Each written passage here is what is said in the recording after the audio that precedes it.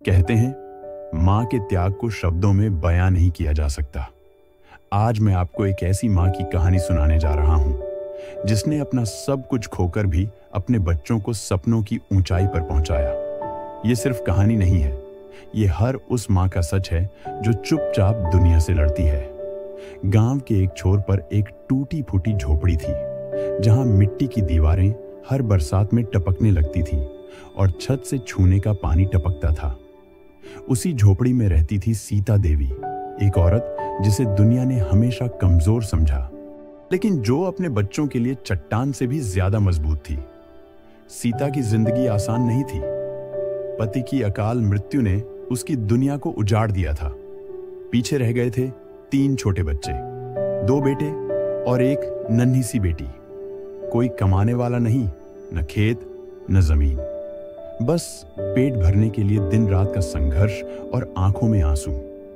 सुबह की पहली किरण जब गांव में दस्तक देती, तब सीता देवी अपने पुराने खाट से धीरे धीरे उठती। सर्दियों में ठंडी जमीन पर नंगे पांव चलते हुए उसका बदन कांपता था, लेकिन बच्चों के चेहरे याद आते ही वो कांपते पैरों में भी जान डाल लेती थी।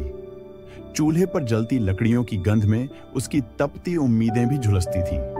घर में खाने को कभी सिवाय एक मुट्ठी चावल के कुछ नहीं होता, फिर भी माँ अपनी थाली से एक एक दाना समेटकर अपने बच्चों की थाली में डाल देती थी। खुद भूखी रहकर भी बच्चों का पेट भरने का सुख उसे दुनिया की सबसे बड़ी दौलत लगता था। दोपहर को सीता खेतों में काम करती, दूसरों के खेत में, दूसरों के हुक्म पर। झुलसती धूप में भी झुक झुक कर धान रोपती, कोसों दूर नहर से पानी भरकर लाती।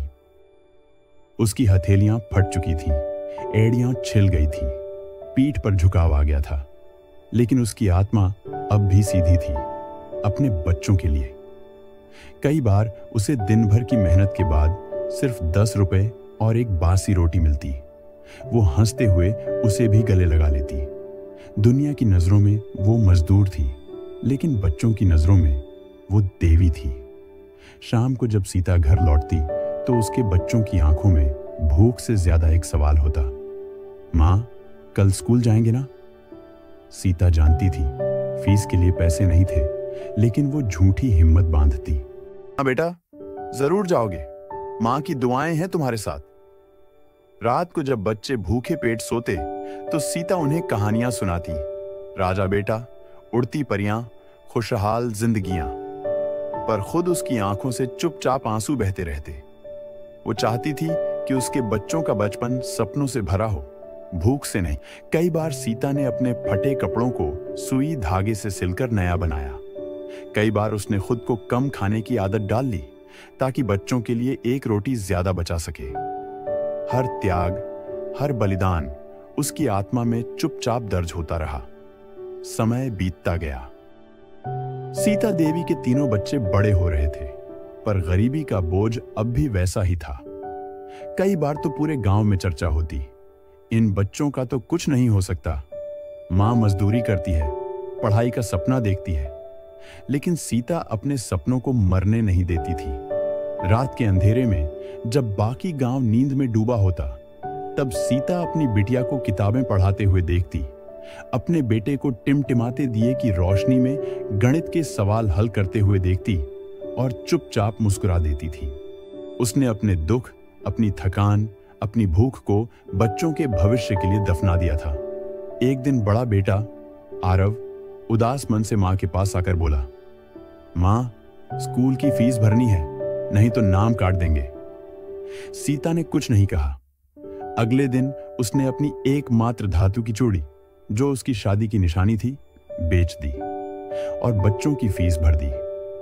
किसी ने नहीं देखा जब वो चुपचाप मंदिर के बाहर खड़ी रही, भीगी आंखों से भगवान से प्रार्थना करती रही, हे भगवान, मेरे बच्चों को कामयाब कर दो, मेरे जीवन का हर दुख मंजूर है। गांव में त्योहार आया, हर घर में मिठाई बनी, नए कपड़े आए, लेकिन सीता देवी के घर में मिठाई तो दूर, एक समय की रोटी भी मुश्किल से थी। बच्चे आंखों में चमक लिए दूसरों को देखते रहे, पर मां ने अपने आंचल से उनकी आंखें पोंछ दी। हमारा समय भी आएगा बेटा। वो बस इतना कहकर बच्चों का मन बहला देती।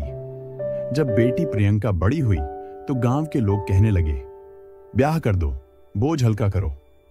लेकिन सीता ने ठान लिया था, मेरी बेटी पहले पढ़ेगी, फिर अपनी जिंदगी बनाएगी। शादी से पहले उसे उसके सपने पूरे करने दूंगी। सीता ने दिन रात मेहनत बढ़ा दी। खेत, ईंट भट्ठा, झाड़ू पोंछा, जो काम मिला किया। हाथों में छाले पड़े, पीठ और गर्दन में दर्द रहने लगा, पर वो रुकी नहीं। समय जैसे जैसे आगे बढ़ा, बच्चों ने भी मां के त्याग को समझा। आरव ने शहर जाकर एक छोटी सी नौकरी पकड़ ली। प्रियंका ने मेहनत से सरकारी कॉलेज में दाखिला पाया। अब थोड़ी राहत की सांस थी, लेकिन सीता की तबीयत दिन ब दिन बिगड़ने लगी थी। बुखार, खांसी, कमजोरी, लेकिन डॉक्टर तक जाने के पैसे नहीं थे। फिर भी जब भी कोई पूछता तो सीता हंसकर कहती, मैं बिल्कुल ठीक हूं, बस थोड़ा थकान है।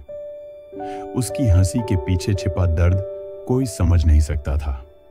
एक दिन आरव घर आया। हाथ में एक चमचमाता सर्टिफिकेट था। वो अब एक सरकारी ऑफिसर बन गया था। मां की आंखों में खुशी के आंसू थे, जो कभी न थमने वाले लगते थे। प्रियंका भी एक दिन साड़ी पहनकर टीचर बनकर घर लौटी। मां के पांव छुए। मां, ये सब तेरे आशीर्वाद से हुआ। सीता उस दिन टूटकर रोई। अब सीता देवी का घर कच्चा नहीं रहा था, ईंटों का पक्का घर बन चुका था। हर कमरे में रोशनी थी, हर दीवार पर सपनों की छाप थी। सीता अब भी वही थी, सादा, सरल और मुस्कुराती हुई, लेकिन उसके चेहरे की झुर्रियों में संघर्ष की अनगिनत कहानियां छुपी थीं। एक शाम छत पर बैठी सीता आसमान देख रही थी।